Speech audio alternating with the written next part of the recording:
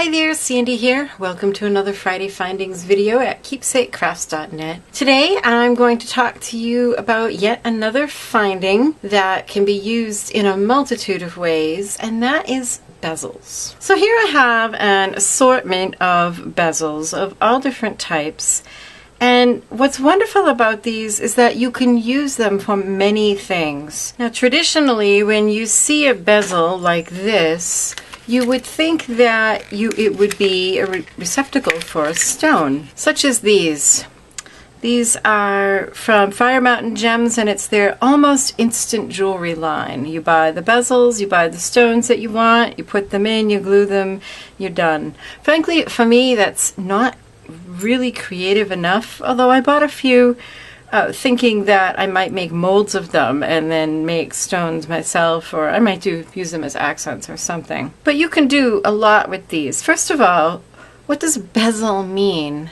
Well, actually, many things besides jewelry have bezels. Your cell phone has a bezel.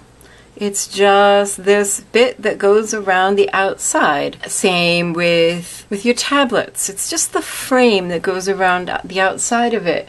So a television screen has a bezel. A watch may have a bezel. The definition really is just that it's something that goes around the outside of a thing. We have a few different types here that are specific for jewelry. We have some that are open-backed and quite decorative on the edges, like these. This one's really pretty. Or some that have solid backs, and they can be plain or simple. Or these that are shaped on the back to accept something, like these are more of the almost instant jewelry. And here's a bezel that I made.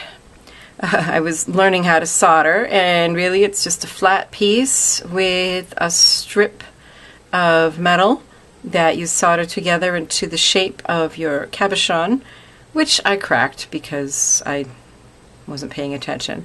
And then you solder it down and insert your piece. And this is a nice, you may have heard of a bezel setting, where a cabochon such as this would sit inside here. And then, I'm not going to pop it in now because I'll never get it out. And then you would just gently push in those edges of the metal all around the piece. And because of the sloped shape of the edges of the stone, it would hold it in place. Now, like I said, you've got lots of different types of bezels. Plain, simple, open back, solid back. Here are a few bezels that I got that are on rings. They're mounted onto rings. And here's a fun one that's nice and deep. You could put, again, a stone in there, a cabochon that would fit, and then you would use a tool to push these edges in, burnish them in, and then that would hold your stone in place. But there's so much more you can do. You don't just have to use them for stones. You could see here I made faux drusies. In fact, I made a bunch of faux drusies. If you follow my blog, you may have seen these some time ago. I filled some of these I bought from the craft store, popped out the stones they came in, and experimented with glass glitter and such to make faux drusies. So you can create your own things to put inside bezels. This is a Lisa Pavelka ring base. It's pretty much the same as this, except that it's round.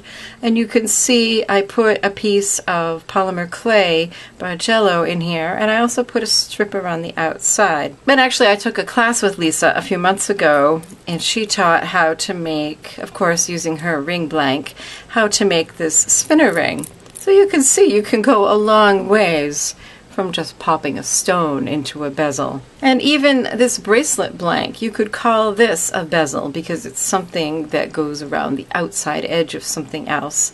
And I'm very much looking forward to decorating this with polymer clay. Some of these I have plans for, mostly with polymer clay sculpting, of filling with a scene, like something three-dimensional. It's very popular these days to have rings that stand up and are quite impractical to wear, but a lot of fun. So I was thinking of a little fairy garden scene in this one with maybe a house and some mushrooms, and we'll see. Little sculpted scenes. You can fill them with photos. There are so many things you can do with bezels, in addition to making your own. And you don't have to learn how to solder. I'm going to teach you in a future Friday Findings video how to make beautiful bezels out of polymer clay.